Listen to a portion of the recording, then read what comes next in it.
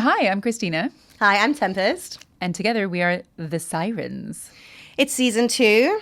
Sure is. Today we are going to tackle mental health. And I think just a quick thing about this is that obviously everybody has their own, their life, their history, their own journey with mental health. It's a big topic right now. And I think from my perspective, we're going to talk a little bit about my own journey and, my beliefs. I know we don't always see eye to eye on everything with this, which I think will be interesting to discuss. But nothing in here is meant to be a judgment about anybody else who's listening. This is, I think, for me, it's much more about questioning the motivations of people like sort of big pharma companies or what's happening in society, looking a little bit back in history, or the kind of general trends of women and mental health. Would you say that's fair? Yeah, no, I think that's totally fair. And I'm hoping, based on past experience, I'm not looking forward to disagreeing, but I think it's also just nice to hear people respectfully have different points of view. Yeah. And this might be the first episode where we encounter that a little bit more. Yeah. And I think it's good. Oh, I think it's really good. I think it's part of why we started this podcast. Yeah. Anyways, not to have arguments on air, but because I think we both feel that that we don't have enough space anymore to have conversations respectfully about things that people don't agree on, and that you can sit in a room and have that chat and still be friends afterwards. I know. We have dinner booked, so it's Hope going to be a nothing really extreme awkward long happens. night if we fall out in the next hour. I suppose my disclaimer would also be I'm interested in patterns. Nothing I say is meant to be an attack on an individual. I know you know that because in our private life, we've talked about so many different topics. But again, I do think we live in a culture where people are very prone to personalize what actually are broader trends, or like you say, unpicking things that are going on in society. And I think for the health of all of us, we might need to just be a little bit more resilient about that. Learn to hear criticisms of stuff that we might disagree with that might involve our own personal situations, and not necessarily feel that that's directed at you on purpose. That's certainly not my intention today, and I'm sure it's not yours either. Yeah, absolutely. Right, so should we dive in? Yes. Where should we begin? If you're happy, I'm happy to talk about my mental health experience, sure. but it's probably not going to be super interesting.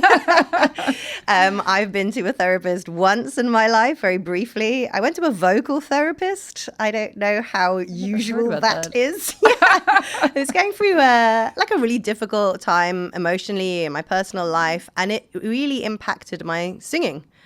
And even I didn't even want to speak. I think I was so overwhelmed by everything that I didn't, normally I'm a very verbal person, as I'm sure you can tell, and I just didn't want to say anything. I didn't want to speak. I'm a compere, I'm a singer, and singing is a very emotional art form as well. And so someone recommended a thing called a vocal therapist, and it was interesting. I'm not going to say she wasn't helpful, because I did come out of the other side of that and I learned some interesting things from her, but I can't pull apart how much time helped me, and coping mechanisms that I personally have helped me. But I am in favor, of course, if you're struggling, if you need an extra hand and you have the ability to go and see somebody, do it. I don't think there's ever any harm. I guess we'll talk about some circumstances, about therapists and regulations and everything. But I'm really glad that it seems in our society anyway that the stigma around seeking help for mental well-being has largely vanished. Is that fair? Yeah, I think so. And I think it's vanished a bit more for men, which I think is good, because I think when we were growing up, it was really, and even when we were in our 20s and 30s, I think it was really stigmatized that a man could go to therapy. And I think it's nice for that to change, because I do think that there is a strength in seeking help if you need it. I don't necessarily think that that's, I don't see that as a sign of weakness. But I do think that we also live in this time where you obviously have companies which have a vested interest in, selling drugs and selling theories and concepts which will lead to apps or profitable things. And we just have to be aware of kind of where we're getting the information from. which I think we'll talk about a little bit later. But Yeah. yes, in general, obviously I totally agree. So I've been to many therapists over the days and years. Went to my first therapist when I was 16 because I suffered from some eating issues and some body dysmorphia, and then subsequently saw a number of therapists in my 20s and my 30s, and I think I probably saw my last therapist. I think we finished working together like last year. So lots of different types of therapy. I'm fascinated by vocal therapy though, because that was never on the agenda. I mean, I'm not a singer, so maybe that's why I was never offered. But did she go into, like, did she talk about your like life? Were you uncovering things about your childhood, or was it she was just dealing with the problem that you had? Was it trying to like go to a root cause, or was it more just sort of fixing the? It was a bit more woo-woo than that. She taught me about tapping various parts of the body. Okay, What's that? Yeah. I have not been to therapy like this, but it might have something to do with something somatic. Maybe one of you can tell us. It's sort of, I think it's like a connection point with your body. Yeah, so she talks a lot about that. She talks a lot, I don't know why, but she talked a lot about the hero's journey and Star Wars. I think that Is this book why you're anti-therapy? Yeah. Didn't help my theory on the usefulness of some types of therapy. I think that book had not long come out about the sort of all stories have the same story arc, and it really relates to the sort of, quest of life. And so she was really keen to relate my situation and her role and my role to that. The tapping was interesting. That was not useful. One thing I thought was interesting, it could be rubbish, but as a singer, I certainly found quite fascinating the idea that you can mentally sing something without singing it, and it still helps your body prepare to sing, because your body, because obviously this is internal, will do the things it needs to help you produce the sound. So she did a lot about kind of positive focus of singing, trying to get over difficult things to sing. So it really was kind of singing therapy rather than necessarily life therapy, but it's hard to distance the two. She was terribly expensive. I think I did about 3 or 4 sessions. And actually, now I remember at the end, she was sort of like, yeah, well, you seem fine. That's good. You can come back if you want. And I sort of thought, I put aside X amount of money that I was happy to spend, but fine, I'll buy some shoes. I mean, I think she's quite responsible in that way. Yeah, I guess so, yeah. I've true. Definitely known therapists, and I've definitely, seen therapists, been in a therapy-patient relationship where I let it go on for way too long. They let it go on for way too long. So, I mean, I'd just be like showing up to sessions with like nothing to say. Yeah. And you think at a certain point, like I do believe in talk therapy. I think it can, and cognitive behavioral therapy, I think it can be really useful. But I think I still grew up with the mentality that anxiety and depression, which are some of the things that I suffer from, just general craziness, were, to me, I think the way that I was raised, for better or for worse, was that those are, imbalances, right? That I maybe didn't have the tools to go through life naturally or through my childhood or whatever that some other people seemed to. Like life was just a little bit easier for other people to manage and, in a kind of extreme way, right? So I had suicidal ideations for long periods of my life and, have faced real depression where you just absolutely cannot get out of bed. We can't speak to other people, like real debilitating stuff. And I was always taught that those were things that there's a toolkit that would be available to me. And I could try and find that through therapy. And so to me, it was always like a problem to be fixed. Yeah. And I think that, I think I've seen a little bit of a trend of, kind of owning your mental health issues a little bit more. And I think that there's a positive slant to that. I think we shouldn't be ashamed. Like you were saying earlier, I don't think we should be stigmatizing people who suffer from mental health issues. But I don't love when you see some people who sort of make it their whole identity. And it becomes that you are defined by that and you therefore like can't do other things, right? So it's not that your diagnosis has become, like a tool that you now understand, okay, like maybe I need to shift how I move through the world so that I can feel better about my everyday. But I've got depression, so I can't do Y. And I don't love that. I don't love that for people. Yeah, it's very modern. This is a big generational divide, isn't it? Yeah. And that's going to have big crossovers with this idea. Everyone's a brand. Everyone's a product, something to be consumed. Social media, of course, plays a big part in this. People can talk about capitalism all they like. But social media gave people the perfect tool to constantly be self-branding and telling the story. I agree with you. I think that's definitely a millennial Gen Z thing. Gen Z are very pleased, it seems, to put in their bios, in job applications to me, that they might be neurodivergent. They don't often quantify what that means, or sometimes they do. And look, sometimes that's a really great conversation to have, particularly in a work environment, especially if people require certain accommodations. But sometimes I get it before they even tell me they're a performer, which is a very different to our generation, which, like you say, was more, I have this thing that I am finding the tools to navigate life with. But who I am is not defined by that. And that would be the goal, presumably, to either move past or find a way of managing so that this didn't stop you. Whereas now it's much more of an identity label. Yeah. And I've also found in the workplace, I mean, God, there's a lot of you who might hate me after this episode, but I found, people, something I've encountered with some younger people is that as opposed to knowing that you have something and that you might require certain accommodations, bringing that up in a kind of like respectful, positive way and trying to make it like as easy for other people to deal with as possible, right? Understanding that you are a bit of the outlier and that's okay. You still, deserve respect and consideration.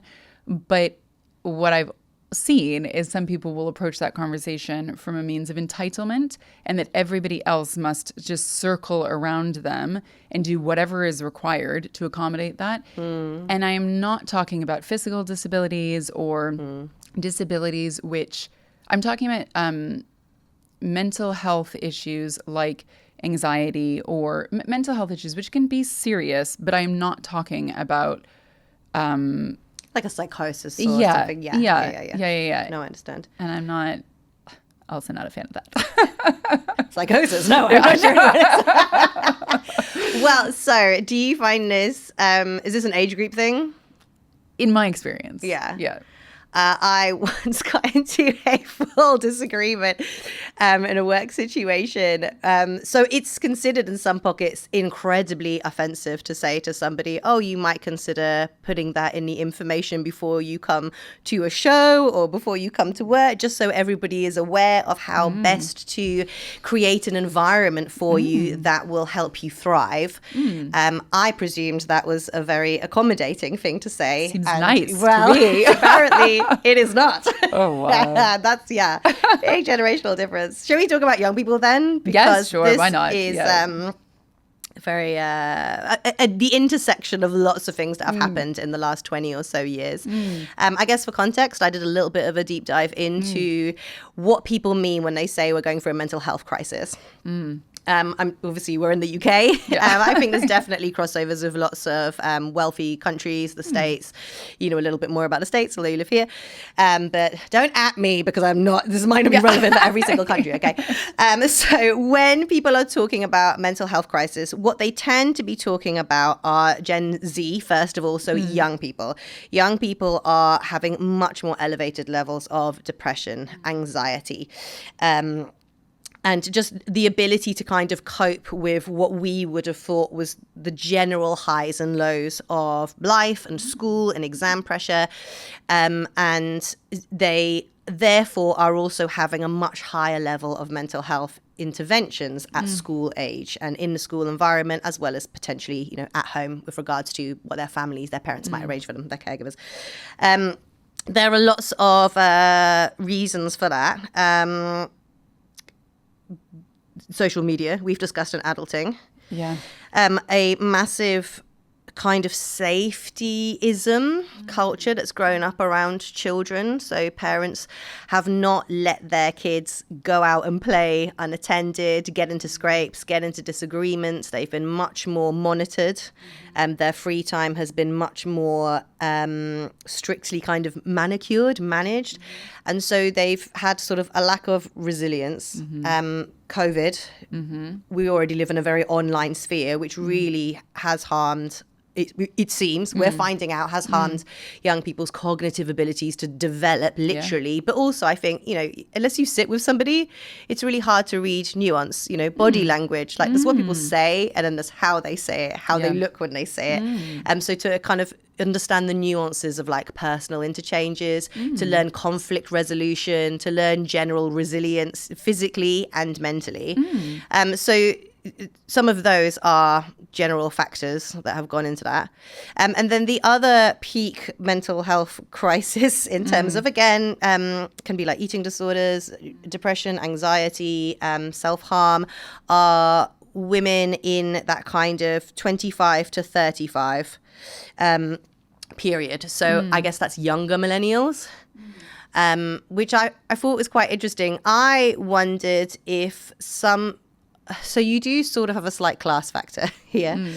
And it's always going to be the case that those who have the ability through, being part of a society where you have access to institutions, you're able to advocate yourself, you have a kind of educational background that teaches you to speak confidently about your experiences and what you need, you are by definition going to end up skewing where things like funding goes. And so I wondered if we hear a lot when we talk about mental health, a lot of issues like that. What was happening with things that were perhaps a little more extreme to do with mind structures, schizophrenia, bipolar, psychosis, states of psychosis in people. And those haven't really changed. Interesting. Yeah. And I sort of thought, are we hearing less about this because we sort of have, this kind of mental health is overwhelmed by discussions of anxiety, depression, and that's fine. But I'm not saying it's a problem to talk about it. But I've just thought that was really interesting that those haven't moved. But I don't think it's interesting because I think that we are on the cusp of discovering obviously there's already been loads of scientific studies and there's a big court case in America right now. I think we have not come to grips with as a society how extremely damaging social media is for children. And I know there's like a million other scientists and, professionals, researchers who are talking about this, so I won't go on forever. But I do think that if I kind of rewind my life and I think about the fact that I was able to decide to get to a place where I could make up my mind about who I was before I started having to deal with the outside world or before I started having to deal with social media. And you think if all of your sort of like formative moments are being made like in tandem with this online self that you are productizing, that you are learning how to sell, that you are branding, what like an absolute head fuck. Do you know what I mean? Like, it's just, I can understand and appreciate why we have an anxiety and depression epidemic, if that is the case. And I can understand why younger people are experiencing it so much more. Why we are not, as a general society, just like hook, line, and sinker getting rid of it, I don't know. But I think that is maybe hopefully the direction that things are moving. But I think it's still a balance, right? Because you have younger voices have so much more sway and so much more space in the media and in kind of like people's minds than they did when we were young. And I think we need to be cautious around like what they're dealing with. It, needs to be addressed and needs to be dealt with. But it's, we just also need to look at like the other pieces in play, if that makes sense. Yeah, I don't disagree with you at all. It is very much in the news at the moment. I'm glad for it, and I'm glad people are talking about it. I just think people will look back on the totally unfettered freedom that we gave to young people on social media.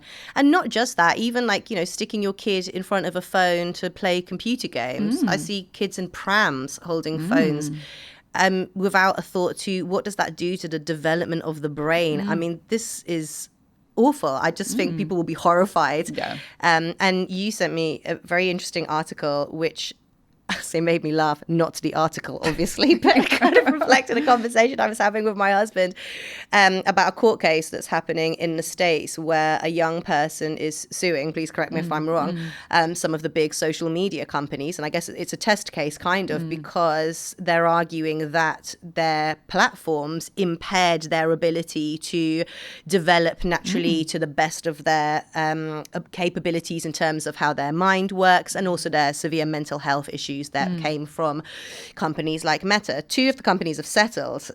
Do you remember if that correct? I don't know. Yeah. I think 2 of them settled, or some of them settled, which I thought was very interesting. And the rest of them are in court fighting this out. And I literally just said to my husband a few days before, there will come a point where this will, especially in America, where I think most things are kind of done through the court system, this will be like tobacco and people will sue. And he actually found that hard to believe, I think because he felt that it would be hard to prove. I'm not sure it is, though. And so it would be so interesting to see how that pans out. And literally in the article, they said this will be social media's tobacco industry watershed moment. Yeah, absolutely. And it must have been so hard to find the right person to put forward because they obviously have like the best lawyers that money can buy. Yeah. And they are apparently just ripping her life to shreds, talking about how she grew up in an abusive home and she was abandoned and she was, and that she is weak and she like just all of these horrendous things that, it's all being dredged up and spun into a light to make it seem like she is just, she's just basically like a broken girl and they didn't do the breaking. They had nothing to do with it. I mean, God, it's some next level devil stitch. Yeah. But surely there's only so far they can do that to, because we have the Facebook papers which proved that Meta knew the negative impacts on particularly young girls' mental health. At the age of 13, especially like when the selfie comes in, when the front camera comes in, they knew all of this and they lied about it. And then that all got exposed. So by their own hands, by their own research, they knew, which I guess is what lawyers will be arguing in court amongst, I'm sure, other things. There was a case in the UK about, I think it was a young girl who took her own life very tragically. And I don't think it was a court case because I don't think we work like that here, but there was an inquiry into the culpability of Tumblr, I believe was one, Facebook was another, with this idea of when somebody views certain types of content, they get more content, but there seemed to be no safeguarding around if somebody views content to do with eating disorders and something in that realm, that they should not be shown more things that further that. I think that inquiry placed a lot of blame at the seat of companies like Tumblr for a total dereliction of duty when it comes to young people's mental health. Anybody's mental health, but young people, obviously, they're still figuring out who they are. As somebody said, obviously in preparation for this, I've been listening to a lot of stuff. We don't expect fully grown adults to be able to control addiction, and yet we have mainlined into the eyes of children and given them devices that are designed to function in addictive structures and expect them to be able to control them. Yeah, I wonder if we listened. So there was a interview on trigonometry recently, and annoyingly, I forget Freya her name. India, I think is her name. Yeah, I caught about the first 20 minutes of it this morning. Yeah, that must be where I got that from. Yeah, because it was such an interesting point, because obviously if you put a child up against a industry, companies, multiple companies worth billions, trillions of dollars who have spent so much money and time trying to figure out how to make something addictive and how to make you want to buy. How can you possibly think that this child, who we also know doesn't finish developing until they're 25, is going to be able to fight that? Yeah. That's mad. It's more than mad. It's an evil, and I don't use that term lightly. But if there are evil things in this world, I feel like that's got to form under that umbrella. Do you mind if we go from there? We go back to when we were young. Sure. Because it is true, and I say this with no desire to diminish the culpability, and actually maybe this is even more horrifying, young girls engage in self-harming behavior in their teenage years. And that's probably a constant through, I don't know, at least decades. I wouldn't know enough to take that back far, far, far. Certainly when I was at school, and again, mindful of this episode, I was trying to think back to behaviors of girls, again, at that age of like 12, 13, 14, 15. And we're talking pre-social media now, and really very early internet. So, it's not just social media that's damaging children's mental health. It's, I think, just being chronically online does anyway. And I know that you'll have some thoughts on this, definitely. I was thinking of a tiny bit of context. I went to 2 schools. I think I've mentioned this before. I was in normal state schools until I was about probably 12. And so thinking of the period of about kind of 8 or 9 till about 12, I was in a mixed state comprehensive that was in Oxford, which I think people will feel like, oh, well, that must have been kind of very charming. But actually, Oxford's a strange little place. It's a couple of areas of Oxford are in the 10 most deprived areas in the whole of the UK. I didn't know that. Yeah. Interesting. And one of the schools I went to was on the borderline of one of those catchment areas. So actually, it was not an unrepresentative example of quite a kind of society that's got different levels of, inequality around it. And then I went to a very academic, much more limited catchment area, the daughters of doctors and lawyers and academics. And I was thinking about when I went to that school, the later school, the levels of self-harm that I witnessed were through the roof. Knowing that girls were cutting themselves, knowing that eating disorders were the norm almost. Those students felt under an immense amount of pressure. And then I sort of was thinking about, I don't think it was the case that my comprehensive school was this kind of mental health utopia. And I was trying to think back to what the girls were doing there. And I wondered, there was actually a lot of harm maybe through hypersexualization, placing yourself in risky situations. To of them had issues with addiction, but in very different ways.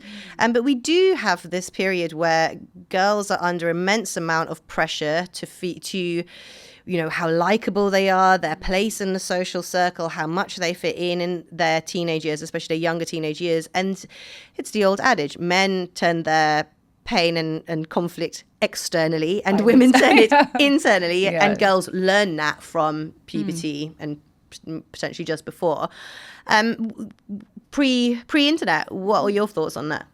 It's a really good point. I think I definitely talked to my husband, who was a firm rugby player when he was younger, about the benefits of rugby to him were all about, you can take all that anxiety that you have as a teenage boy and you can just beat someone up legally on a field, and that's totally fine. Yeah. And that was how they all got it out, was just really just beating each other up in a sort of controlled environment in a way. Yeah. You absolutely had it the same where I was growing up. So similarly, I went to a state school, although the way the catchments were done, it was still a pretty specific subset of culture who went there. And then they bussed in kids from inner city Boston. And then when I was about 11, I think I moved to 10 or 11, I moved to a all-girls private school, so what you call public schools here, which was, again, like lots of doctors and lawyers and, again, a certain sort of group of people. And yes, it was, self-harm was rampant. And again, when I went to high schools, it's a similar situation, very academic and very high pressure and lots of eating disorders, lots of those things. It's an interesting thing because I think, I just wonder, I don't even know, how do you go about finding something for young people to take all of those like anxieties and stresses and put them somewhere else? Well, I tell you what didn't work. Tell me. I fell down a rabbit hole of the terrible mental health interventions that are happening with young people. So, as I think I said earlier, this generation has had the most interventions, but they have the worst mental health. And one of the criticisms, and there's been a few studies done on this, but the one that seems to come up is they did one in Australia for teenagers over a period of a year.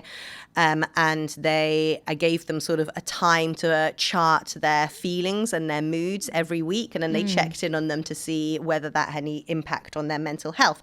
And in the immediate term, it made it worse. Yeah. And then I think it sort of evened out again. So there was no positive there was an immediate negative benefit. The thing that makes me want to bang my head against the wall, do you ever feel sometimes people who do studies just seem to be devoid of common sense? I don't know whether they just can't remember what it's like to be a teenager. I do understand that. I really try hard at the age we're at. But I just think, like, if you take a group, let's say young girls, that's what we know about, who are already obsessed with what other people think about them, other people's motivations. I mean, I just remember being obsessed as a teenage girl. What did they think? What does he think? When did he call me? Why won't he call me? What did he do today? What does that mean about me? What does everyone else think about me? What did I say today? Did I sound stupid? Did I look stupid? Do people like me? Oh my God, why did I say that?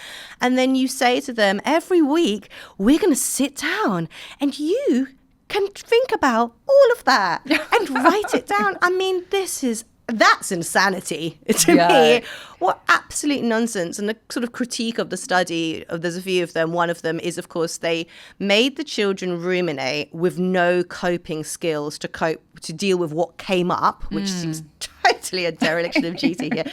And secondly, that what also doesn't work is that you give blanket mental health interventions rather than target students who are specifically suffering. So in a way, you get children who are fine and you force them to really navel gaze about the worst things that have ever happened to them, the negative feelings that they have. And at best, it does nothing. And at worst, it creates a sense of... it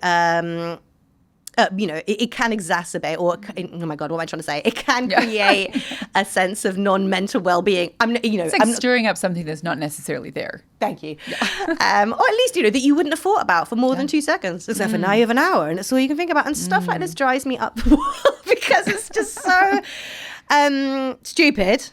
It's the consequences of that are so damn obvious. And I think there's a lot in what your husband is saying. Firstly, rumination is the killer of mental well-being. Whatever you're going through, and some things I appreciate you need help to deal with, but one of my critiques of therapy and my model of everyone should have a therapist is the fact of the matter is that anyone can find things to be upset about and traumatized about. And if you encourage them to focus on that regularly, I don't really understand how that leads somewhere good. Perhaps I'm misunderstanding the situation. No, and I think, unfortunately, there are lots of therapists who will take that approach. Let's just talk about your feelings, talk about, which is important too sometimes. But yes, I would agree with you. I think that there can also be really active benefits to chat therapy, where it is more about, like your vocal coach or your vocal therapist, finding tools to get through life, right? Again, going back to you just need a glow up on your toolkit, right? You need to just make more things so that you can get through the day and feel better at the end of it. And I think there's an approach to therapy which takes that approach, that it's about, let's get you to a solution. I do not agree with... there might be specific instances where I would, but overarchingly, yes, I don't think that just sort of sitting and ruminating on what's unhappy and unfortunate is a healthy approach. And I wish I had looked into some of the studies that I know have been done around, brace yourself, the importance of gratitude. I love gratitude. Which is such it is such a catchphrase now when you buy your gratitude journal. But there have been studies that are about how, not ruminating on what's going wrong, but actually just taking a moment to appreciate what you do have can help move your brain in a direction where you just start to think more positively anyways. I'm not saying it's a cure for, chronic depression, but it is certainly, again, a tool that you can put in your toolkit and can be helpful for everyone, I think. I completely agree. And so this is my critique again for a lot of interventions. I guess going back to your point with your husband, because I'm not sure I really completed that. Being busy is a great tool for mental resilience. Not talking about something is a great tool, appropriately, not always, for getting past something, because time will also heal. That is a fact. And so you're already in a culture where necessarily children aren't outside as much as they should be. And then they're being forced in some circumstances to be even more obsessed with how they feel and how they think, when maybe they should go to, I mean, I hated sports, so the idea of doing rugby would just, I mean, I was actually a very anxious child, which a lot of people don't believe, but was true. That sounds like my worst nightmare. But going to a dance class, whatever it is that you need to do, and maybe I've been lucky with the careers that I've chosen. When I teach, I cannot think about my problems because it requires the whole of my mind. And when I used to work in hospitality, you cannot waitress a busy shift and be thinking about whatever shit you had to deal with earlier that day. You just don't have the mental health space. And so sometimes, although I'm sure it sounds perverse to some people, not thinking about something, not talking about something, even if the very least gives you a break from the inner turmoil of a situation, is actually something that should be in people's toolkit. But I worry that there's this whole thing on like, no, we must talk about it. We must unplug everything. And this idea that your feelings are true. Yeah, that's an interesting one. As opposed to being just subjective and also what's happening in the moment, not necessarily. I think feelings, I do believe like, your feelings are legitimate and you're allowed to feel whatever you want to feel. You can't control how somebody else feels about anything. Yeah. But your feelings are malleable and they are inherently, they inherently move and shake and adjust and change. And that's human nature. So feelings are not something that you should necessarily be trying to medicate, and feelings are not necessarily something you should be trying to attach your whole person to. It's just to me, feelings are a transient state of being. They're just this is the moment, right? Yeah, totally. But also, your feelings lie sometimes. Yeah. Like how we feel about a situation isn't necessarily the truth of it. True. I'm sorry to take an extreme example, but it's just the one that kind of is in my head. But, it's very common for victims of sexual assault to feel guilt, to feel shame, to feel that they deserved it, that they did something wrong.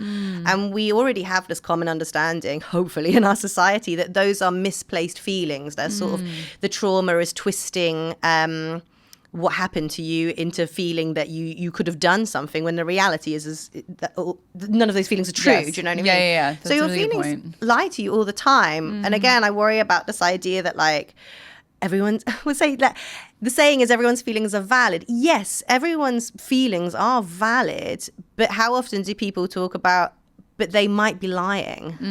And just examining them, like, are they even helpful or healthy or true? Is that a thing, like in therapy spaces? I mean, it's not. That's a good question. I mean, I can only speak from my own personal experience.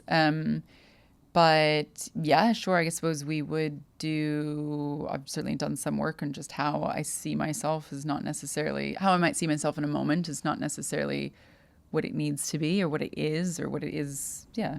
Yeah. I think I was thinking of feelings as something else, but that makes perfect sense, and I would agree with you. I think just circling back to evils of the world. Great.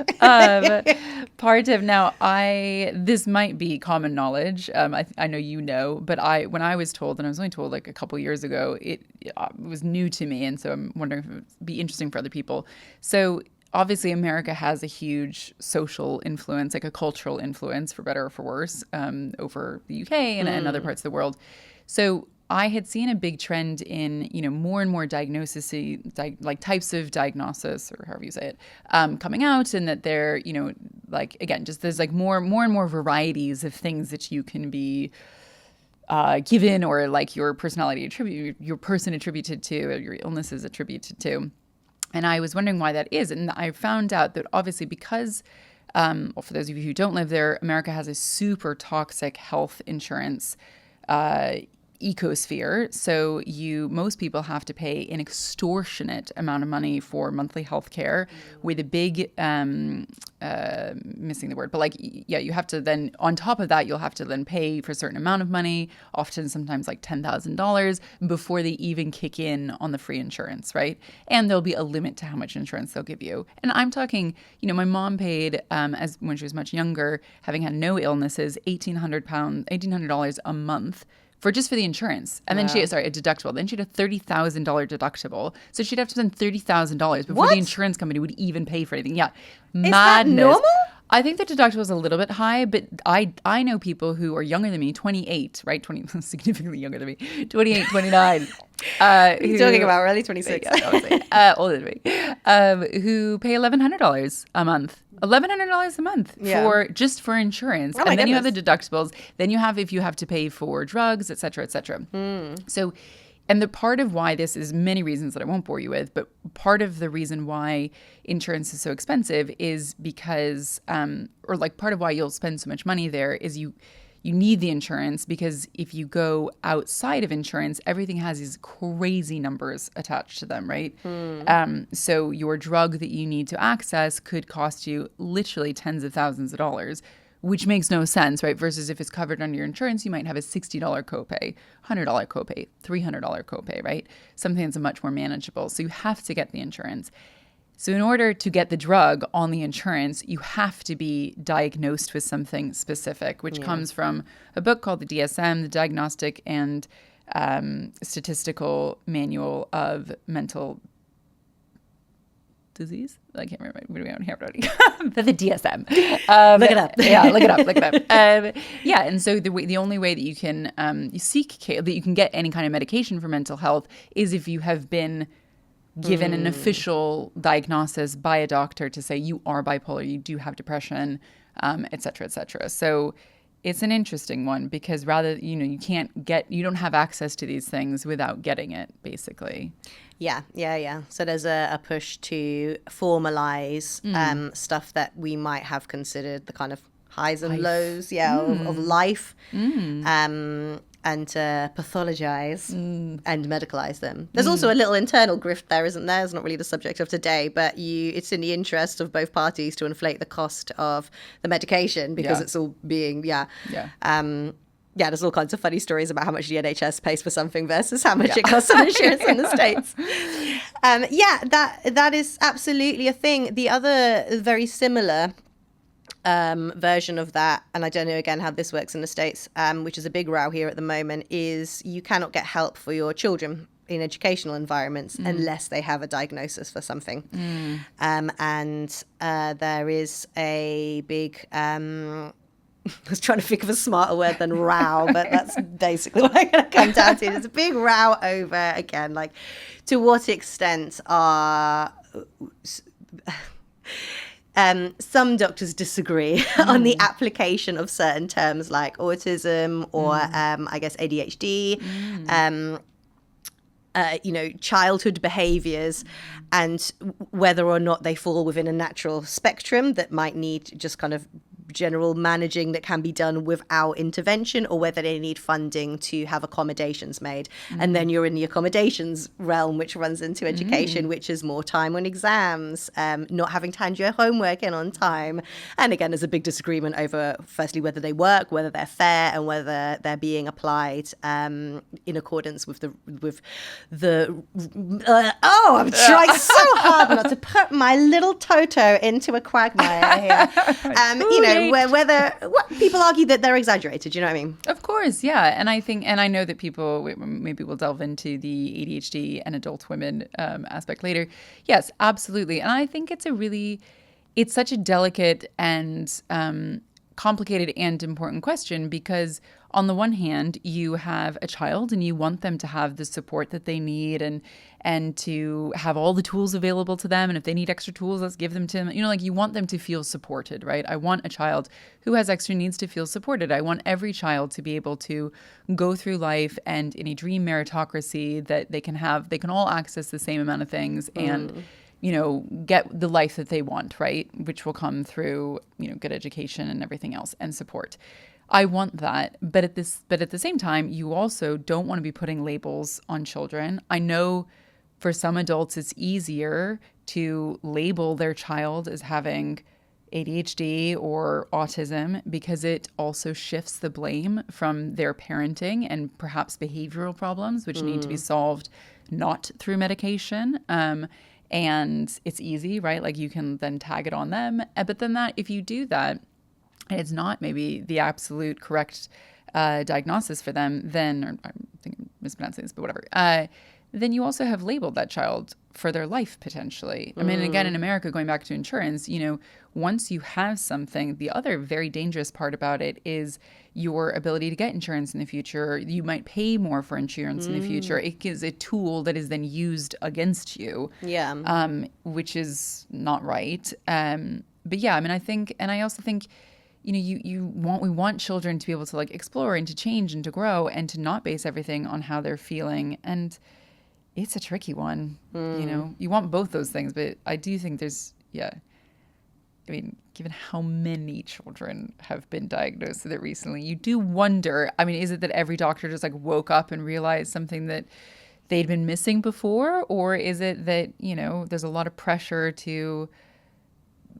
diagnose children to get help for them that maybe could be solved in a way that's other than medication? Medication, I also think, should be seen as the last step as opposed to like an early step. Yeah. I feel like you should go through talk therapy. You should go through trying to see if there's other avenues where you can get to a balanced state without putting medication. I mean, it's so extreme, yet we always jump to it. Yeah, I'll have to pose this as a question. We did talk about it earlier because it slipped my mind on the many wonderful things we got to research in this episode.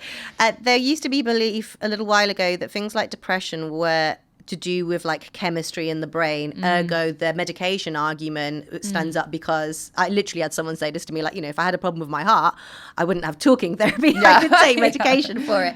Why isn't this the same when it comes to things that we can solve with medication very easily in the brain? I think that's been disputed now, and I'm super interested, like, if anyone's got any sources or comments. I think they then actually found that the evidence didn't really stack up for that, and it's more likely to be, firstly, it's not just something biological, and so you have environmental factors, and then you have to look for the individual, actually what really is the root cause of this, which makes medicine, I think, as a first call, much less effective. And in the interest of the patient, presumably. But again, I couldn't speak to that as an expert. But that's fascinating. Yeah, you mentioned that just before we sat down. And I was always of the opinion, I'd always been told that and taught that it was to do with, not having enough, just not having like the right chemical balance internally. That's super interesting. Yeah, if anybody knows, please drop a comment and let us know. We'd be really, really curious to find out. Yeah, definitely. Yeah, and of course, it is a good point. Like I do understand, I do understand that, like, yes, if you have something that could be fixed by a pill, then, and it's a really like life-threatening, debilitating problem that you have, then sure, like medication is a good idea. But if there is another avenue, I think it should be explored. And there might not be, but if there is, I think it should be explored first. Yeah, no, I totally understand why you would say that. And I do agree with you. The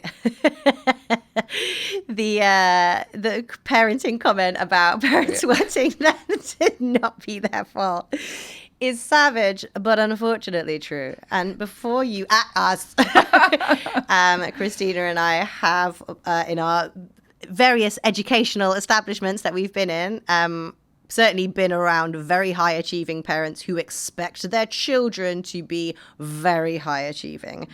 And I think this formed a lot of the pressure at the girls' school that I went to. Girls really struggled because there was this idea that, like, not only will you get straight A's, you will also have the lead in the school play, and you will be captain of the hockey team. Do you know what I mean? And it's an immense amount of pressure to place young people under. I think in the UK as well, I'm right in saying we've also moved to a more examined format of education. And by that, I mean tests at every level, constantly checking, what the children are achieving. And tests can be great, but they shouldn't be the only function of education. And of course, it still brings a huge amount of pressure, especially in an environment where parents are very invested in the success of their child as an extension of family reputation. And that is the groups of people that we're talking about when we're talking about, the children of doctors and lawyers. It's not just Sandra. Sandra must be, the top flag Oxford and Cambridge, and she must have got double honours, and she must have got this and that. And it is this sort of competition. So I've seen with my own eyes parents who need who can't cope with the fact that they might just have a normal kid. Oh gosh, I know. And that's really sad. And look, for the other side, I've seen those parents not want to accept that maybe actually their child has issues that they need help with. I guess that's the flip side of it. But I'm not sure it skews that way in the majority. I think it's definitely like, oh, there's a perfectly valid reason why she's not flourishing in the way that we would have expected her to. And that's really sad. It is. Just switching gears for a little bit. So we've talked a lot about children. I'd be curious, did you do any research into, I did a tiny bit, into sort of women's history with mental health? Yeah, I think you might have some more really interesting specifics, which I think would be great to go into. I sort of thought about the implications of that later on, but it is definitely true. Women's inability to fit into a society that I think has carved a very strict role for them, which often is quite incompatible with who we actually are. This is the whole like femininity debate, isn't it? Or not even that it's incompatible, but won't fit everybody. You always have like the quote unquote bad women who have not fitted the mold of the good girl in whatever that current society's definition is. And there is a long history of how that's been medicalized as a way of clamping it down. I think you've got some great stuff on the earlier incarnations of that. Yeah, for sure. So I think some of the terrifying, and I was going to say highlights, but that's definitely not the word that I would use. Because goes back, so hysteria, right? There's female hysteria is a term which has been used for centuries as a kind of what seems like a sort of like blanket statement for all things women's mental health that men don't understand or don't want to look into further. Yeah, exactly. Or can take something else and sort of apply it to that. So many of you may know, but hysteria goes back to the ancient Greek. The word was hystera, and it literally meant that the uterus was an animal that was going wild on your insides, just roaming around. Sometimes that's how it feels. And it was causing all sorts of anxiety. And that's why women suffered from hysteria. Right. And then like just amazing that even in a time like the 1800s or the early 1900s, when we would have more real science, that they continue to base things off of some old dinosaur in ancient Greece who doesn't have any access to anything. It's mad. It's totally wild. Yeah. And then, so some of the other crazy things were the salpêtrière. So I read a book on this a number of years ago, but it was a French institution, very famous. I can't remember exactly when it was started, but it definitely was, sort of having a heyday, if you will, in the 1800s. And it was it was a public hospital for women, and it was for mentally unwell women, but that also encompassed orphans, beggars, prostitutes, and the elderly. So it's like not just women who are actually suffering from something real, but somebody who is just maybe down and out. Or again, you're talking about the 1800s, you're talking about a time when women can't vote, have limits on their property, bank accounts. Yeah, exactly. So kind of became this catch-all and has a really horrible history. At certain points, they would chain up some women and people could sort of view them publicly as if they were some sort of crazy animal. But then there was a famous doctor, Dr. Charcot, who came through there, and he would take these theaters where, you used to have the medical theaters where people would watch, and that's how they would study. And you wouldn't just have medical students, you'd also have like the general public who'd be coming in for these lectures, socialites, etc. And he would hypnotize women who suffered from hysteria, and they would undress and they would do all sorts of like crazy maneuvers and just like really weird circus, like perverted circus stuff. Yeah. And all in the name of science. And then you also have just like super icky in Victorian times, women could be put into insane asylums, or asylums back then, also from their husbands, just from virtue of being annoying, pretty much, and like them not liking them or them wanting to be with somebody else. Yeah.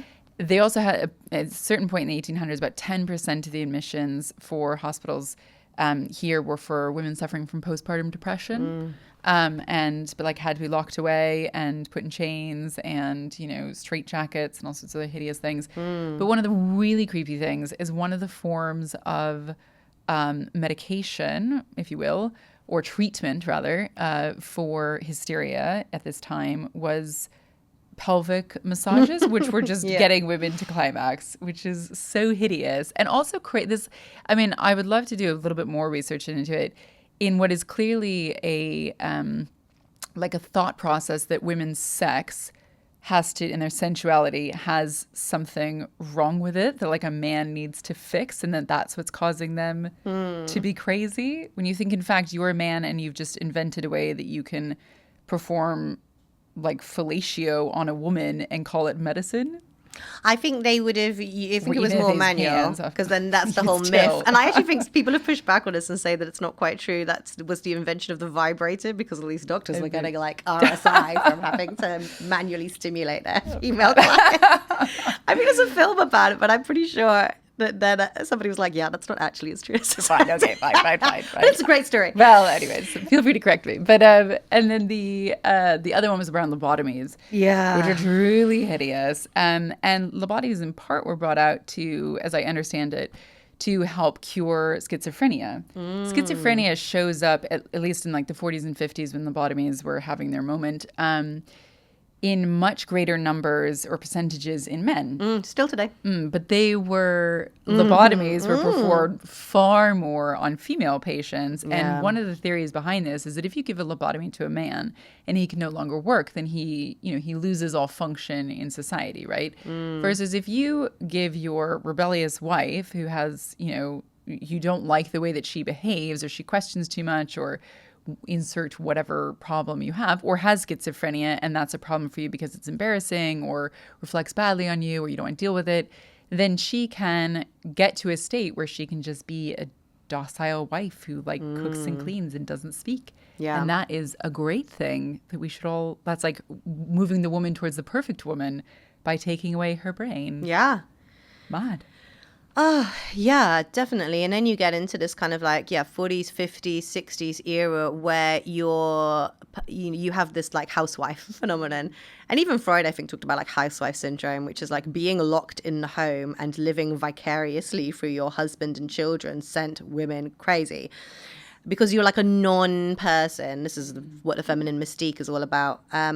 And then you have medicine used for that. So women would take Valium a lot of the time. Is that right? Yeah, to sort of help place their brain into this kind of stasis where they could cope with this total lack of stimulation and like autonomy of the self, like being a whole person. That's fun.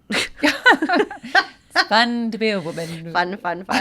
So, well, here we might disagree. I'm sure this will annoy some people. With this in mind, I have some concerns around how this manifests today. And so you have the age group probably where this would be happening. If you think of your sort of wifely age where you're also getting disillusioned of marriage, is your sort of 25 to 35, which is also the age now that people are often, women are seeking out diagnoses for things like autism, ADHD, and look, if you need help, get help. I'm not in other people's heads. I don't know what you're going through. It's not for me to decide who gets a diagnosis and who doesn't. But I wonder if it's worth looking at whether there's a pattern here, because when you talk about the stuff that you were talking about before, that's very much a symptom of, I think, women not being allowed in the world. So they were women who were too opinionated, women who were too sexual, women who disagreed with their husbands, who weren't happy and content to stay at home. But we don't live in our pocket of the world in that expectation anymore. We live under the expectation that women should be flourishing at work, at home, physically, even mentally, in terms of like, I would have my great mental well-being, wellness, and I'm a great mom, and I'm the CEO, and I smashed all of my qualifications. And so the societal expectation is actually completely different. But it's similarly a role that causes harm, burnout, anxiety, stress, constantly comparing yourself to others, depression, I'm sure, in some states as well. And so are you at times still in a situation, getting my little tiptoey shoes on, whereby to cope with the expectations of society, women are being medicalized. And what is totally lib fem to me, by which I mean liberal feminist, is that women are medicalizing themselves and calling it empowerment. But is this not often the same problem? Yeah, it's an interesting one. And one of the diagnoses I did not talk about at the beginning of this episode was I was recently diagnosed with ADHD at the rightful age of 41. And it's been interesting. We've talked a little bit about it, but not at like great length. And again, I think for me, it's such an interesting question about them medicalizing themselves.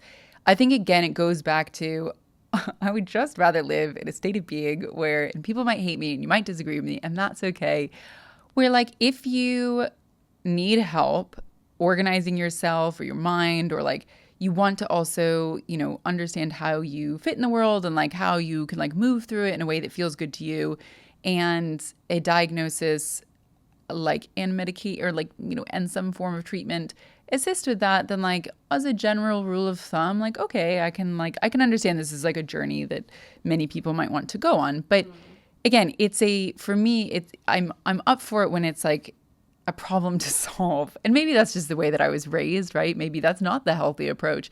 But I don't like that you do see a lot of people who, like you said, are sort of taking it as this like empowerment moment that you have ADHD. If anything, I feel like we should feel let down that this wasn't, you know, caught sooner. I have questions about whether or not I'm actually ADHD, or whether it is something else, or nothing, or just like life is hard and I was curious and I tick lots of the boxes. But it is an interesting process around how you get the diagnosis. And I think there's a lot of questions on there that you do think are a little bit debatable about how much is this just life? Oh, like what? Oh, like, so what are the ones that I do? Can I clarify for our British listeners? You went privately, is that right? I did, yeah. Because, like... I didn't go through the NHS because it's long, I imagine. Yeah, it's like a multi-year waiting list to even be seen. And then after that, it can even be like another multi-year waiting list to get treatment. Yeah. So, and again, I have lots of people close to me who, you know, have had really positive experiences, like life-altering positive experiences with medication, where they're really upset that they didn't do this earlier in life. So I was just curious about it, right? Like, you know, we all struggle with things day to day, and I was like, well, maybe this is my thing. Maybe this is my thing. I'll circle back to that. But tell me questions. And so, so one of the questions is, you know, do you have a hard time, and did you as a child have a hard time focusing on things that didn't interest you, but you can hyper... I mean, by definition, is that not... I think the answer is yes for most children. If you hated something, did you find that you hated it? Correct. I did. Check. Okay. And then, but you can hyper focus when you're interested. Yeah. So yes. I don't know. Does like the average person hyper focus? Maybe they do. Maybe they don't. I don't know. Well, I don't know. Like, I think this is interesting, isn't it? Because you are then sort of down to what someone's personal definition for them is hyper-focused. Yeah. Because I don't know, like, do they tell you when you take the test what the criteria for hyper-focus is? No.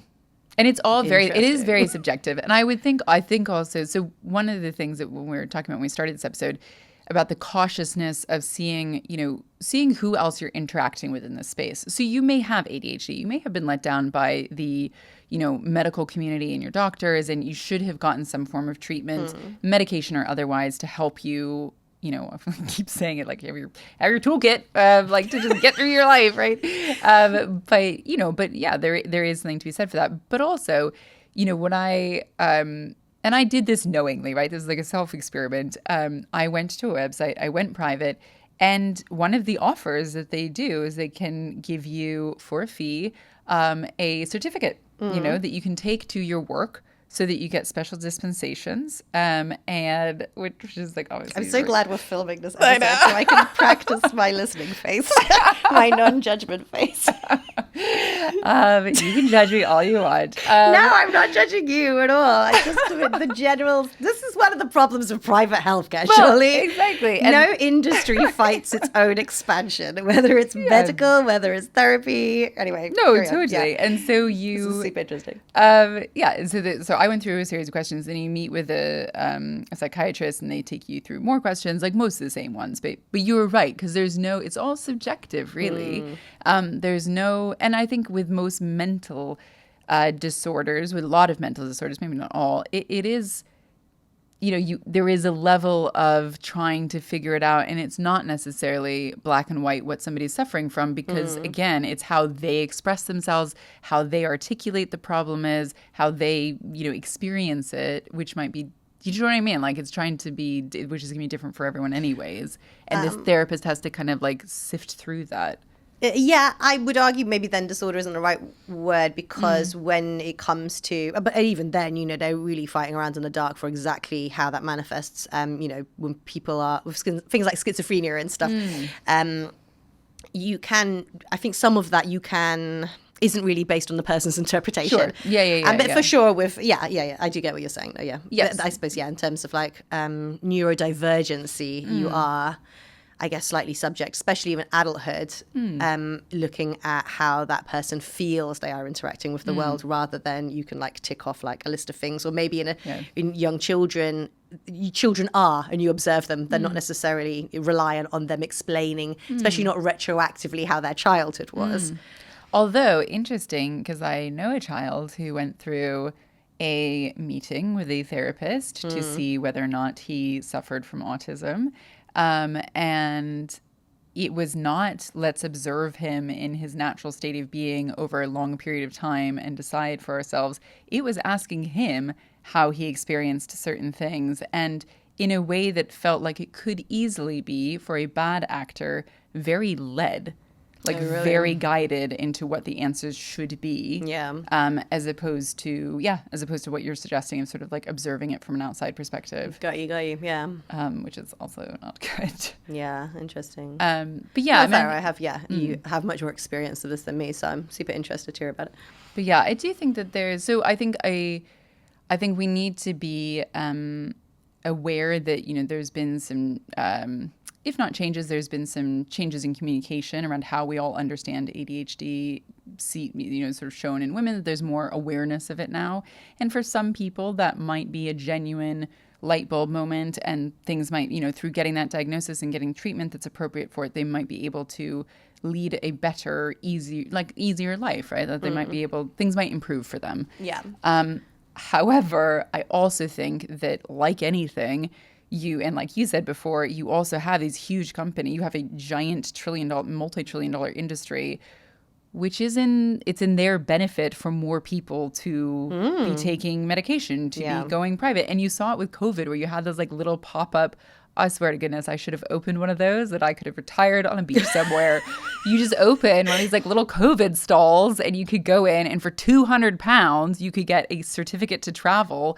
It's just some doctor, like some road doctor who happened to have the qualification and could do a test for you and do a swab for you. It was a racket. Yeah. And that's what I think. There definitely are a lot of companies who are seeing this and seeing how they can pluck at people who are feeling vulnerable, or just in a place where they want some recognition, and they want, they're just questioning things, and they just pick up on that and say, ooh. Totally. Especially if you can medicate them for the rest of their lives. I mean, look, I know other people who have had ADHD, women who have had ADHD diagnoses later on in life. And hearing the way that some of them talk, actually one of them nearly brought me to tears. Like when she started her medication, she was like, you could just like, she's like, is this how it is for everybody else? Like she so struggled to function. It was so obviously the right diagnosis for her. Clearly, I'm not trying to say that. It's not real. I'm concerned, as I said before, that we're in this similar pattern though sometimes, which is why it's really important to discuss this stuff, because at what point is it appropriate? Because some people will have a problem, I think, that we've even had this discussion at all. Is it appropriate to say there is still a lot of pressure on women to function in society in a certain way? correct me if I'm wrong, ADHD medication are uppers. They make Speed. you, yeah. So if you have to do so many things in your life and you are being burnt out and exhausted and it's overwhelming, and we're not saying, hey, we should really look at the pressure that we're placing on certain groups of women. It's not healthy for them mentally. You give them a drug that means that they can be as close to productive as they feel that society needs them to be. I find that disturbing. No, I know. It is, I think it's got cause to be disturbed by. And again, it's an interesting question. I know people who have had this like, light bulb moment. They started crying about like, the first time that they took medication, it changed everything. They felt just felt like completely different in a way that was a real relief for them. And actually for some, like it calms them down. Yeah. So I think like we don't need to like take this away. I think it does exist, but yes, you do have to look at it. I mean, and I'm not gonna lie, like part of me, I probably shouldn't say this on the camera, but yeah, part of me was just like, like I can have a drug, I can take a drug, and then I can just focus all day long. That sounds great. Have you tried so it yet? much more work done. Yes. Does that make a difference? So I think it is questionable whether I have ADHD because it does not calm me down. It just is, I mean, it behaves like speed. So you just feel like like you can focus. You have a much easier time of just sitting down and getting a huge amount of work done really quickly. But that leads, I think, into the pocket of your argument. We'll just let that land where it may. Oh, goodness. Really interesting. And again, I hope that everyone who's joining us, appreciates that we're asking questions because I think these are important questions to ask. Like you've brought up, we have this horrible history of women being medicalized just for being women. And I'm not saying that's what's happening now, but I do think that just in general, we live in a strange time. And all times are strange, but we live in a time. It's just good to keep your wits about you and have a think about it, right? Yeah, no, absolutely. That was the whole point of the podcast. So thank you for joining us. Thank you. We do love to hear your comments. Be nice. Or if you can't be nice, be funny. Yes, fine. Yeah. I'm okay to still, let's just all be respectful, shall we? That ship on the internet has sailed, Bye. I think. Well, we'll see you next time. Thanks, guys.